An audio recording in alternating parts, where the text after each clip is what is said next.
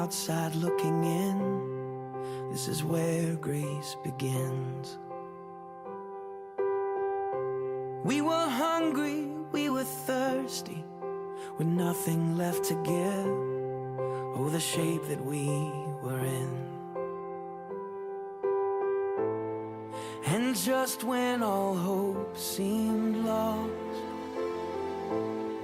love opened the door for us. He said, come to the table.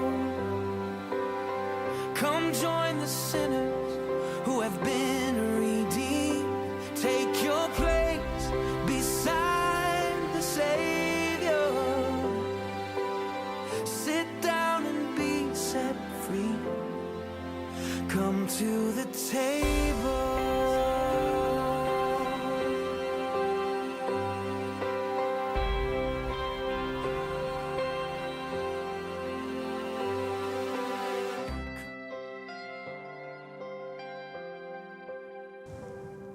This story isn't about the homeless or the misfortune of others.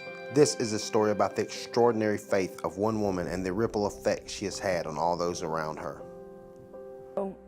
We have to walk by faith and not by sight, and not be moved by the natural circumstances. Audrey Gail Linn, also known as Mama Gail or the Bread Lady, is the matriarch of Four Hearts Ministry. She's disabled and lives on one disability check a month. I ask God sometimes, why do you take it? Why do you take it to the wire? Why do you take me to the wire so many times? And he's like, because you told me you wanted great faith, that you wanted faith like Daniel in the lion's den, and you wanted faith like David when he went up against the giant. So, you know, if you want patience or whatever you ask God for, he's going to allow you to be tested. And a single mother of two girls, she has always a hard worker who puts the needs of others before her own. She's always done whatever she could to provide, whether that was working one job, two jobs, whatever it took to provide for my sister and I. She always instilled great values in us. Andrea is Mama Gail's daughter and right hand. She balances her nursing career, family, and the day-to-day duties of the ministry. Four Hearts Ministry began then. I had sought God on it. He had given me the name because it was 4 generations. It was my mom, my 2 daughters, and my granddaughter, and myself is where the 4 generations serving God came from. It's where the name came from. It was 2010 when she received the call on her life. God issued the challenge and she accepted. Mama Gail, who lives in Greenwood, Louisiana, and up to that point had never ventured past Pines Road. However, the need and the call was in downtown. A lady from church offered to go with her to help. It was a surreal experience. As she stepped out of her comfort zone, she could feel God breaking the chains of fear. And I had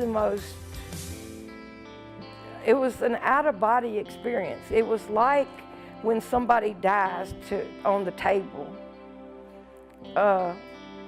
And you see them up above watching the doctors work on them or whatever.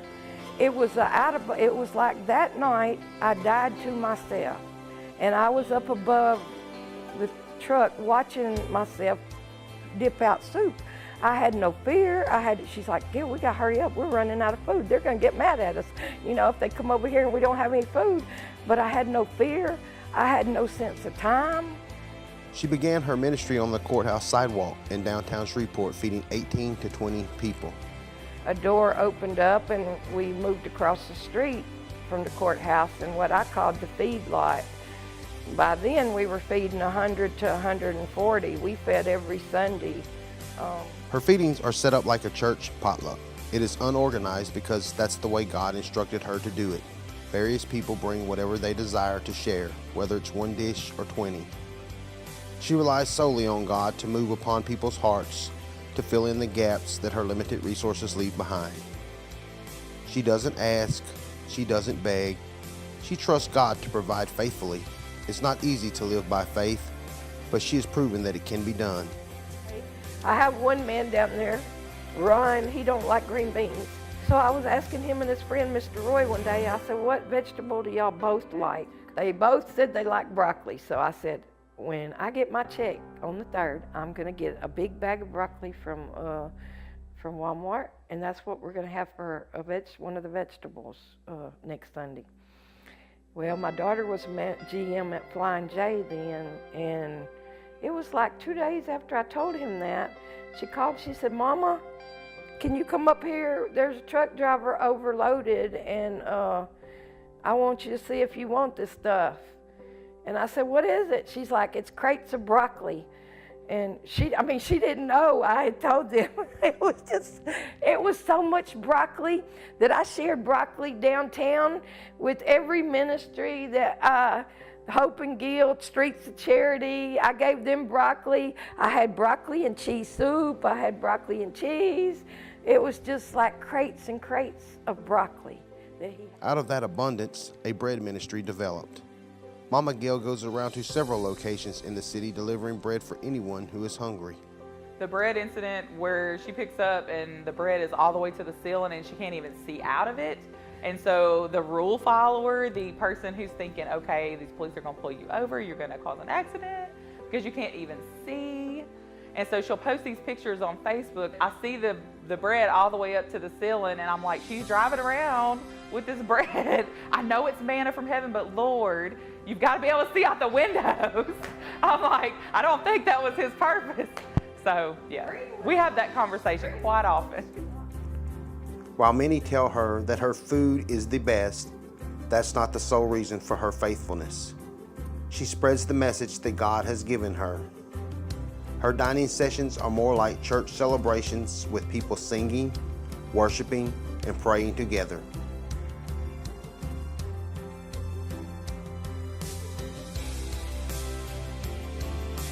For the past 7 years, Mama Gail has continued to feed the needs of others, both physically and spiritually. Most of her helpers were once fed by her. They give back however they can because they too walked in those shoes. Over the years, she's had various churches and organizations who've donated time and effort along her side. For 3 years, she fed 100 to 140 people in an empty lot across from the courthouse, until she was evicted from it. Since then, she has moved her ministry to another location. The attendance has dropped. Her biggest challenge is the city. With new ordinance, the threat of arrest looms over her, but she won't be deterred. The city looks at all the homeless people the same way, and there are some that do things they shouldn't do, but not all of them are like that. It's when you try to judge a whole category of people by the bad behavior of some, it's wrong. So, we were dogged by the city. Some places we tried to feed, we got run off. Downtown development would come and visit us and say, you don't understand, wherever y'all are feeding at, hundreds of people are traipsing through town, they're peeing in the bushes, and I told that man, I said, you can't tell me that they're not peeing in the bushes when they have them beer festivals down at Festival Plaza. I'm sure this will get edited out, but it's the truth, it's not just,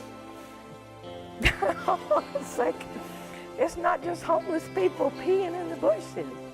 And that's one of the challenges. They're trying to make it very hard because we were feeding and they would come and they would say, you have to fill out this 15-page application and you have to turn it in and have 45 days advance notice to reserve a spot to feed on city property, whether it be a park or a sidewalk or anywhere.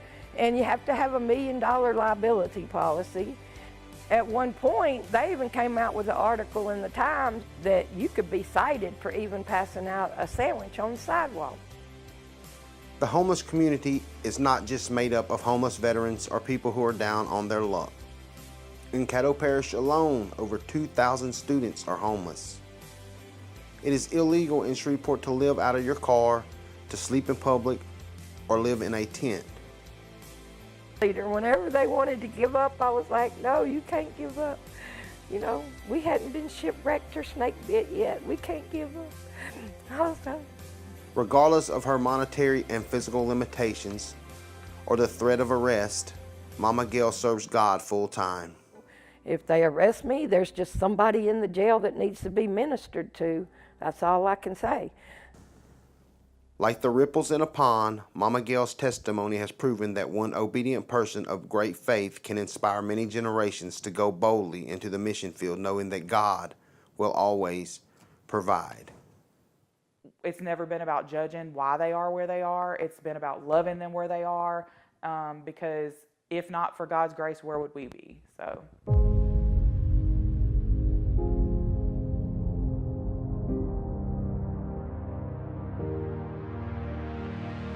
Last night put the heavy on me. Woke up and I'm feeling lonely. This world got a way of showing me. Some days it'll lift you up, some days it'll call you bluff. Man, most of my days I ain't got enough. And all I know is you're my only hope. When I'm up, when I'm down, when the wolves come around, when my feet hit the ground, I just need you on my darkest day. When I'm losing faith, no, it ain't gon' change. I just need you.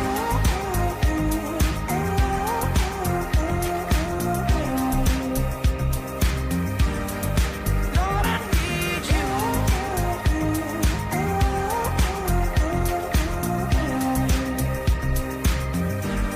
Yeah, I just need you. Yea, though I walk through the valley of the shadow of death, I will fear no evil, for thou art with me. Thy rod and thy staff, they comfort me when I'm beat down, broken. Hold my heart when it's split wide open. Turn these eyes to my soul protector and break the will of this born defector.